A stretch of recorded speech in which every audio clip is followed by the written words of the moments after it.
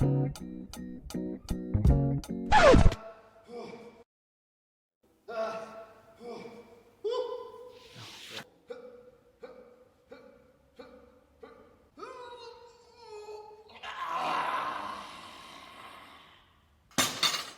going to walk into the gym and you're going to see a lot of stupid shit, a lot of exercises being performed incorrectly. And I get it, most people do want to chase that ego lift, they want to try and go for the big numbers, but the thing is, when you start doing so many different exercises incorrectly, you're going to enhance your chances of an injury and you're not going to get the best out of that specific exercise.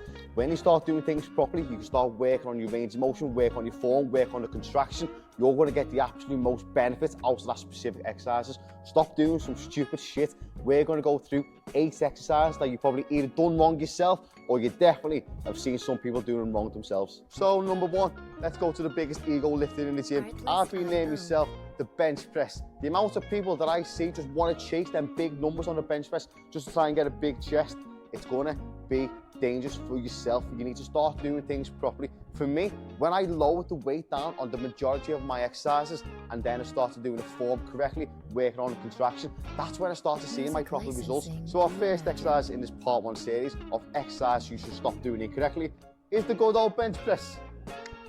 They're going to add some more weight on, aren't I?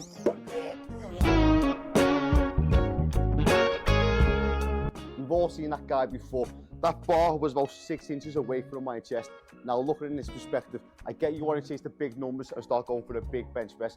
But if your form is not correct, you're not going to see any development. So the thing you need to do with this, drop that ego, drop the weight and get a full range of motion.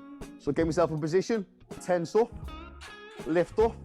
I don't want to lift my head up either. I see a lot of people that always lift their head up. I don't know why. Keep the bum flat on the bench, elbows tucked in. That bar can now touch that chest. As you can see, there's a much deeper stretch on that chest. Push up, control, contract. Elbows tucked in, touch that chest, push up, control, contract.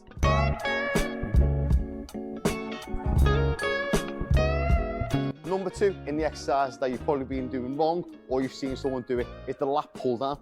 Okay, I can almost guarantee that you've either done this yourself or you've definitely seen someone else do this. So, it starts off wonderful.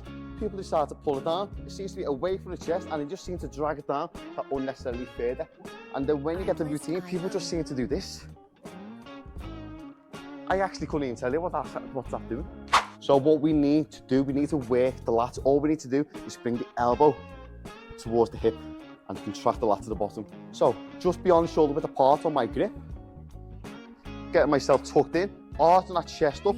I want to stretch them lats first, and that's my starting position.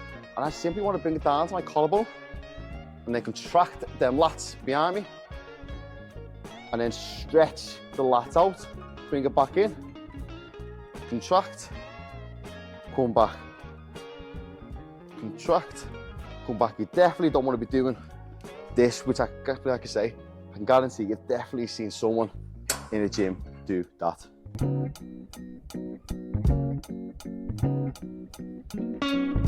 Number 3, now I get it, we all want to do a chin up, we all want to do a pull up, it looks good and it feels fantastic when you actually get to achieve that.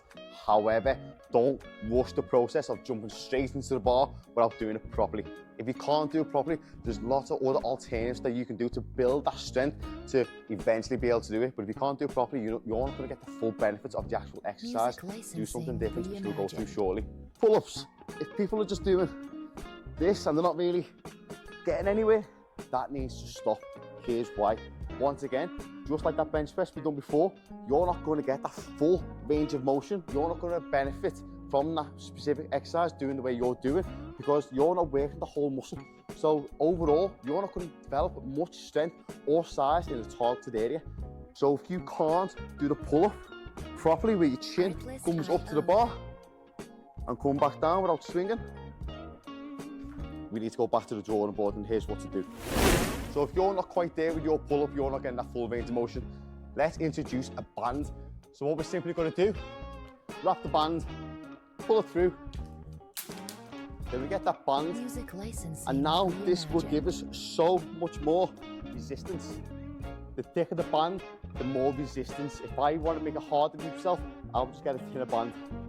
So now I can stand in the band, extend the leg, come down, from that position now, I've got so much more assisted resistance in doing a pull-up properly.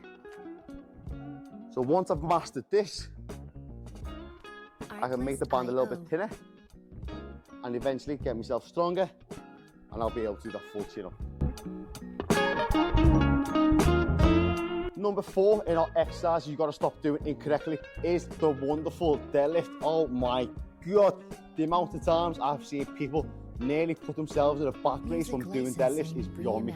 This is a very difficult exercise, so if you're going to select this in your program, which I do recommend doing, just make sure you're doing it goddamn properly, otherwise you'll be in A&E. So let's go through the incorrect version, which once again, I'm sure you've seen many a times. People, when they get themselves in position, the feet are hip width apart, that's fantastic. They always start off good, it always starts off in a good position.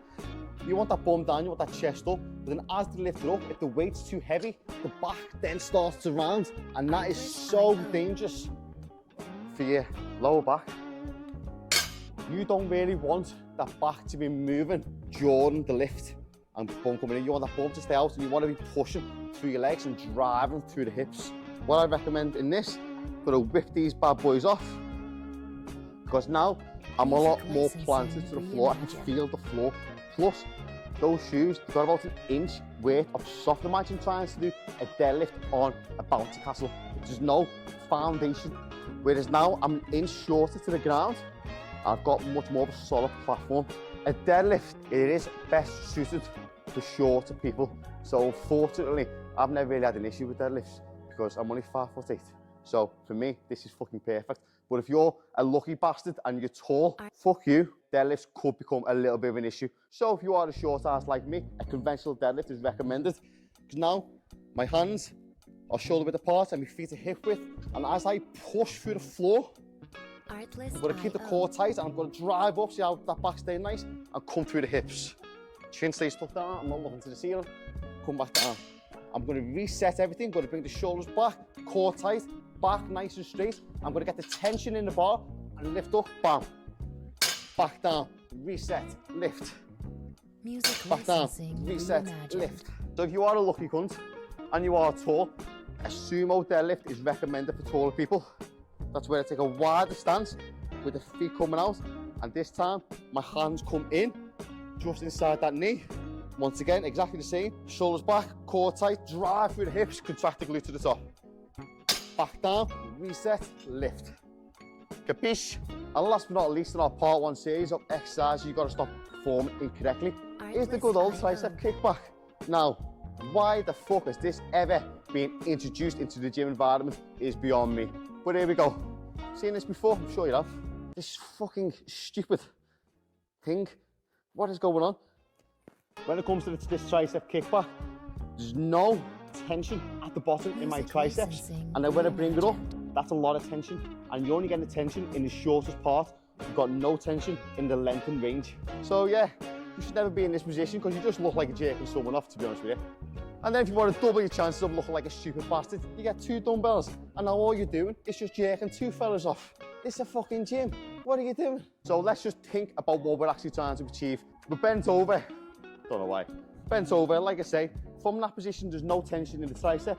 From there, there's a lot of tension. So that's all that's going on. Hey, hey. But if I carry on and just stand up, that's all I'm trying to achieve.